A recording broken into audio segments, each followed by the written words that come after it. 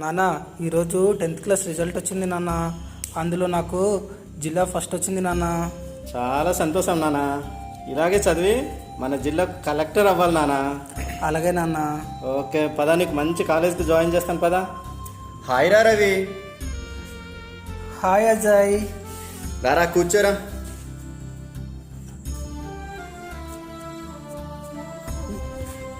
ఈరోజు కాలేజ్కి బంక్ కొట్టేస్తాం కదా అజయ్, చాలా భయంగా ఉందిరా. ఊరుకోరా, మనం కాలేజీలో జాయిన్ అయ్యారా, స్కూల్ కాదు కదరా. మనం సరే దారా, ఇదంతా కామన్ అండి కాలేజీలో. ఇదిగో ఒక దమ్ములాగో భయం మొత్తం పోద్ది. వద్దురా, నాకు అలవాట్లేదు. ఒకసారి ట్రై చేయరా, ఏం కాదు. సరే ట్రై చేస్తాను, అలవాట్లేదు కానీ. సరే రారా, అలా బయటికి వెళ్ళొద్దాం, అలా బీరేసి వద్దాం, ఓకేనా.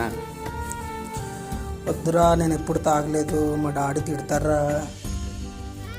ఏమైపోదురా, ఏమైపోదు, డాడీ వాళ్ళు ఏం చూడరా. రారా. సరేరా, ఫస్ట్ టైం కదా, ట్రై చేస్తాను నీతో పాటు నేను కూడా.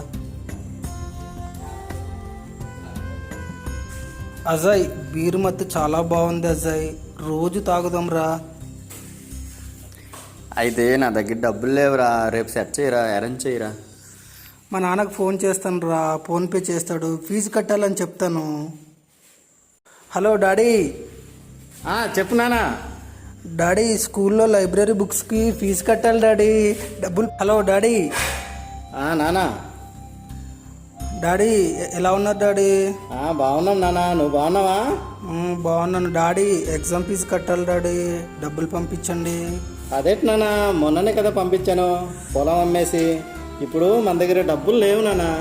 చెల్లికి కట్టాల్సిన ఫీజు కూడా కట్టలేకపోయాను నాన్న. ప్రిన్సిపల్ సార్ తిడుతున్నారు డాడీ, ఏదోలాగా చేసి సార్ నెంబర్కి ఫోన్పే చేయండి డాడీ. సరే నాన్న, నేను ఏదోలా చేసి డబ్బులు పంపిస్తాను, నువ్వు మంచిగా చదువుకోవాలి, ఓకేనా. ఓకే డాడీ, అలాగే డాడీ, థ్యాంక్ యూ డాడీ. ఏమైంది నాన్న అలాగ ఉన్నావు? ఏం లేదు తల్లి, మొన్నే కదా నీకు ఫీజు కట్టాము, మళ్ళీ ఫీజు కట్టమని అడుగుతున్నాడు తల్లి. పొలం అమ్మేసి ఇచ్చాము, మన దగ్గర డబ్బులు లేవు.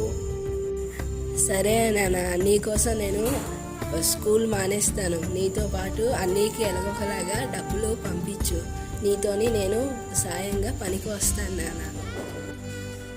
హలో నానా. డాడీ డబ్బులు పంపించండి నానా. సరే. ఓకే నాన్న, మంచిగా చదువుకోవాలి, ఎందుకంటే నీకోసమని మీ చెల్లి చదువు మానేసింది నాన్న. సరే daddy, thank you. Ajay, jackpot. ఏం రా మామ అంత సరిగా ఉన్నావు?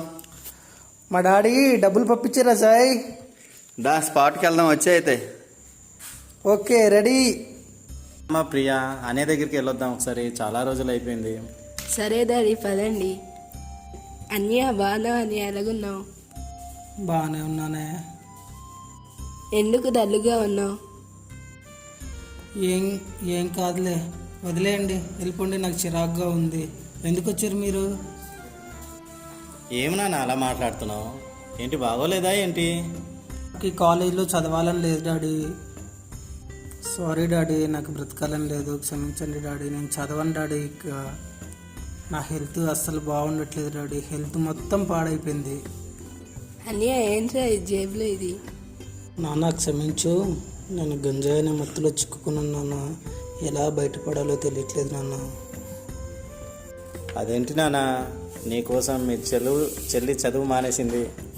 అదేంటి నాన్న, నీకోసం అని చెల్లి చదువు మానేసింది, ఇంటి దగ్గరేమో పొలం అమ్మేసేమో. ఇంత చేస్తే నువ్వు చేసేది ఇదేనా నాన్న? సరేనా, మనకు తెలిసిన డాక్టర్ గారు ఉన్నారు, తన దగ్గరికి పోదాం పదా. సరే నాన్న. నమస్కారం సార్. రామారావు చెప్పు, ఏమైంది, ఇలా వచ్చావు, ఏమైంది? ఏం లేదు సార్, మా అబ్బాయి మందుకి గంజాయికి బానిస అయిపోయాడు డాక్టర్ గారు. మీరే ఎలా అయినా కాపాడాలి డాక్టర్ గారు మా అబ్బాయిని. రామారావు, సరే అబ్బాయిని ఇలా తీసుకుని నా పక్కన కూర్చోబెట్టండి, చూద్దాం. రామారావు, సరే ఇలాంటి కేసెస్ నాకు చాలానే వస్తుంటాయి, నేను కొన్ని మందులు రాసిస్తాను, వాడండి, వారానికి నా దగ్గరికి వస్తుండండి, ఓకేనా రామారావు? సరే. అలాగే సారు, ధన్యవాదాలు సార్. నేను తప్పులు చేశాను, కానీ నా జీవితం చాలా విలువైనదని తెలుసుకున్నాను. మా సమస్యలు పరిష్కరించడానికి మాకు మందులు అవసరం లేదు. మనమందరం కలిసి హెల్దీ డ్రగ్ ఫ్రీ ఇండియాను నిర్మిద్దాం.